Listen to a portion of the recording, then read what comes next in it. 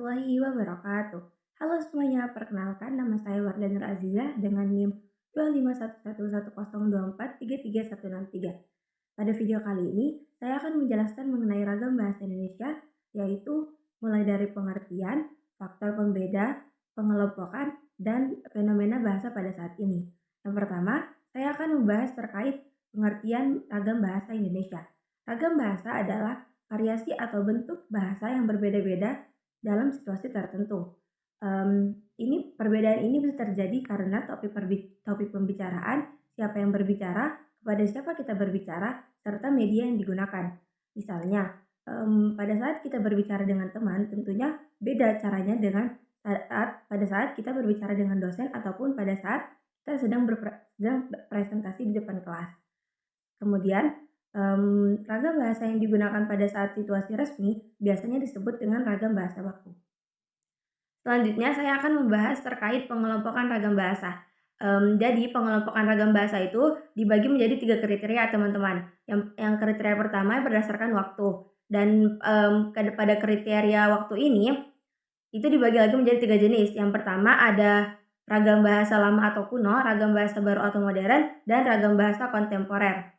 Ragam bahasa lama atau kuno biasanya bahasa yang digunakan dalam dokumen-dokumen kuno seperti prasasti dan naskah kuno. Sedangkan ragam bahasa baru atau modern, bahasa yang digunakan yang sudah diperbarui dan sudah diatur oleh kamus yang sudah terperbarui. Sedangkan ragam bahasa kontemporer adalah perkembangan bahasa hingga sekarang yang biasa digunakan oleh masyarakat modern, dan ragam bahasa ini biasanya dipengaruhi oleh teknologi, media sosial, dan budaya populer. Kriteria selanjutnya adalah kriteria berdasarkan media. Berdasarkan media ini dibagi menjadi 2 jenis lagi, yaitu ragam tulis dan ragam lisan.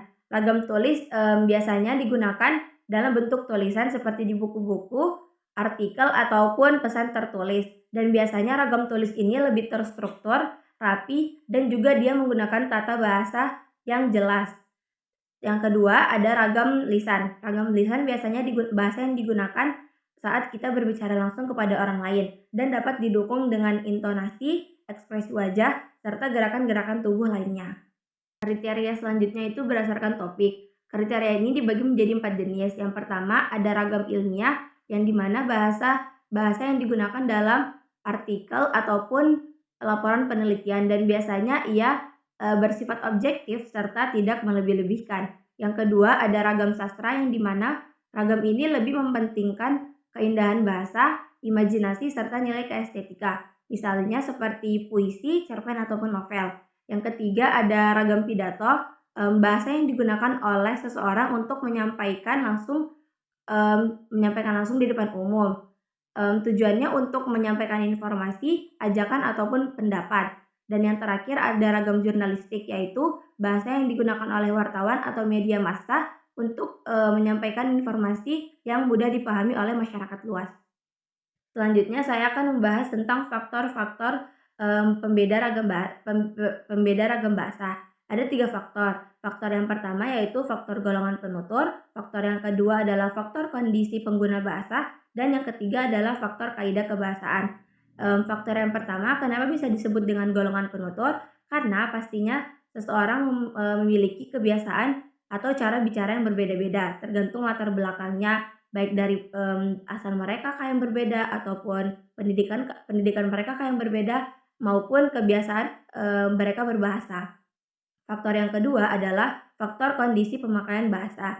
Jadi faktor kondisi pemakaian bahasa ini dibagi menjadi 2, teman-teman, yaitu situasi formal maupun situasi tidak formal ataupun situasi santai.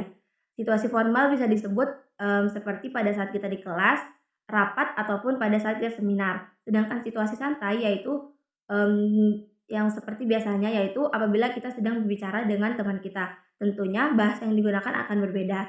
Faktor yang terakhir adalah faktor kaidah kebahasaan. Ragam bahasa juga dipengaruhi oleh kata sapaan, kata imbuhan, kata hubung, serta susunan kalimat. Dan dari sinilah munculnya ragam bahasa baku, semi baku, maupun tidak baku.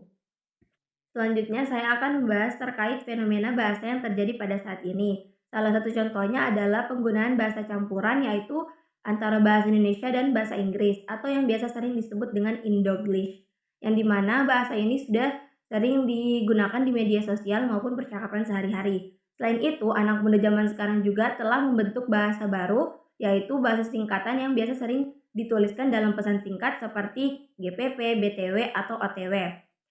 Dari sini kita dapat melihat bahwa bahasa terus berkembang mengikuti zaman. Namun yang perlu kita perhatikan adalah perlunya kita untuk tetap memperhatikan penggunaan bahasa Indonesia yang baik dan benar. Dari penjelasan tersebut, saya dapat menyimpulkan bahwa ragam bahasa Indonesia dapat menunjukkan bahwa bahasa mampu menyesuaikan diri dengan media, waktu, maupun tujuan informasi, tujuan komunikasi yang ingin disampaikan. Dan dengan kita memahami ragam bahasa ini, kita dapat menggunakan bahasa Indonesia dengan baik serta sesuai dengan konteksnya. Baik, mungkin hanya itu yang bisa saya sampaikan. Kurang dan lebihnya mohon dimaafkan. Terima kasih. Wassalamualaikum warahmatullahi wabarakatuh.